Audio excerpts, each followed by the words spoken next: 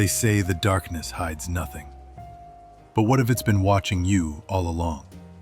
Tonight, don't blink, don't move, and whatever you do, don't turn around. Welcome to Dead Glance.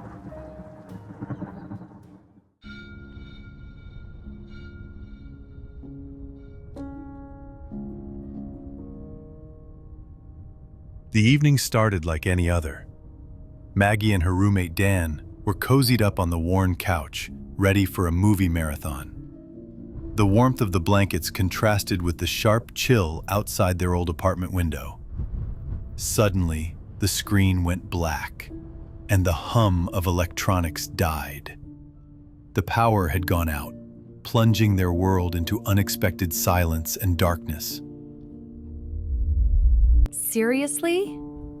Right when the season finale was about to start. Well, maybe it's a sign we should talk more instead of binge watching all the time. Yeah, I'm all for that, but this blackout is giving me the creeps. Outside, the streetlights blinked off one by one, leaving their building cloaked in darkness. They lit candles around the living room, the flickering flames casting long, jittery shadows on the walls. The soft glow was comforting, but it also made every creak and groan of the old building louder and more unsettling.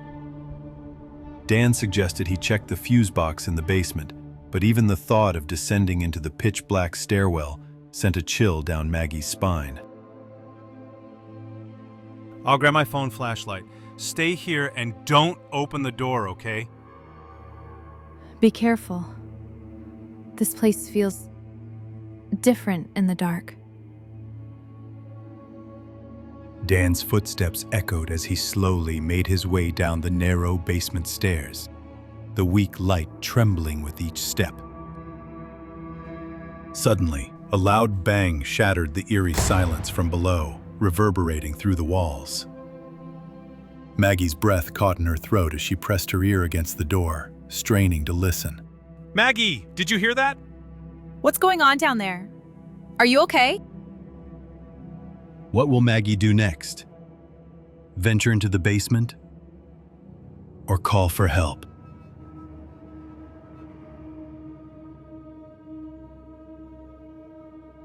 Dan's voice stopped abruptly. Only silence answered her calls. The steady dripping of water somewhere deep within the basement filled the void. Maggie's hands trembled as she grabbed her phone, its screen glowing dimly in the candlelight. Dan? I'm coming down. She crept to the basement door, every nerve screaming to run, but fear rooting her feet to the floor. Opening the door, she was hit by a cold, stale air that seemed unnatural. The basement was empty, no sign of Dan. Dan? This isn't funny anymore. Where are you? Her phone buzzed suddenly. A message from Dan. Check behind the furnace. Maggie swallowed hard, her flashlight beam shaking as she approached the old furnace.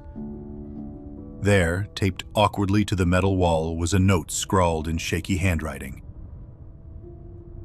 Don't trust the shadows. What does that mean?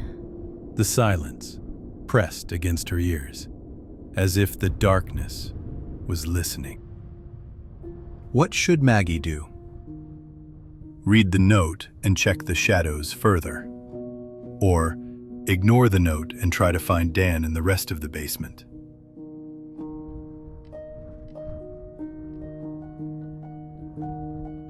Maggie? Help me? Dan! Where are you? Please answer! The voice seemed to seep from the blackness behind the furnace, sending a wave of cold down her spine. She swung the flashlight into the shadows. Nothing but darkness stared back. Suddenly, the light flickered and died, leaving her utterly blind. Dan? A heavy, wet sound began to fill the air, like slow, labored breathing. It grew louder, closer, until Maggie stumbled backward, heart pounding in her ears. Please, no. Without warning, the basement door slammed shut above her, sealing her in complete darkness.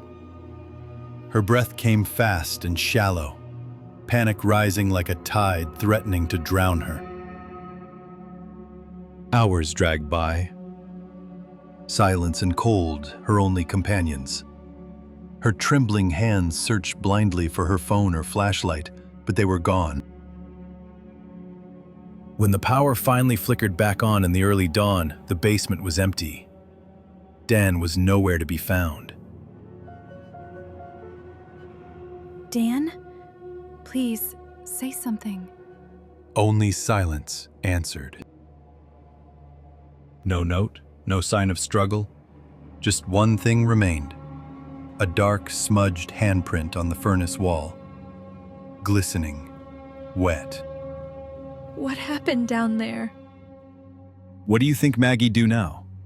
Investigate the handprint further, or leave the house immediately, fearing what's left behind?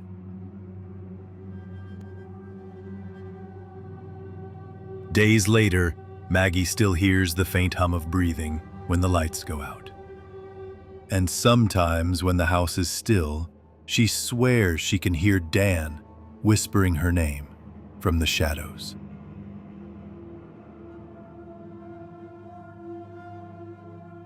The story may be over, but the shadows linger. Choose your next tale, but be warned.